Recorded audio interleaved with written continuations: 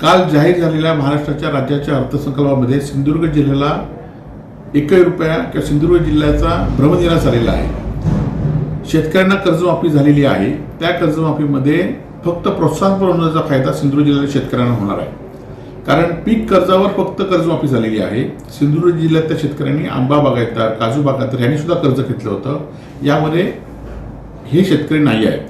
त्याचबरोबर अनेक वर्ष गेले 2-3 वर्ष सातत्याने भारतीय जनता पार्टी या जिल्ह्यातील लोकप्रतिनिधी आणि कार्यकर्ते सांगत होते की खावटी कर्ज माफ होणार म्हणून, आणि खावटी कर्ज माफ झालं म्हणून त्यांनी अनेक वेळा एकमेकांचे सत्कार करून घेतलेत। परंतु या खावटी कर्जासंदर्भात या अर्थसंकल्पामध्ये एकही रुपया तरतूद नाही आहे। त्यामुळे खावटी कर्ज माफ न झाल्यामुळे शेतकऱ्यांना काही फायदा होणार नाही। त्याचबरोबर रत्नसिंधू जी योजना होती, उद्धव बाळासाहेब ठाकरे मुख्यमंत्री असताना 100 कोटी रुपयाची तरतूद केली होती। आता फक्त या योजनेला मुदतवाढ दिलेली आहे, परंतु अर्थसंकल्पामध्ये यासाठी तरतूद केली नाही आहे। सिंधुदुर्ग जिल्ह्यातल्या मोठ्या कुठल्याही प्रकल्पासाठी किंवा विकासासाठी कुठलीही तरतूद केली नाही, आणि त्यामुळे या जिल्ह्यावर या अर्थसंकल्पामध्ये अन्याय केल्याची भावना सिंधुदुर्गवासियांच्या मनामध्ये निश्चित राहील।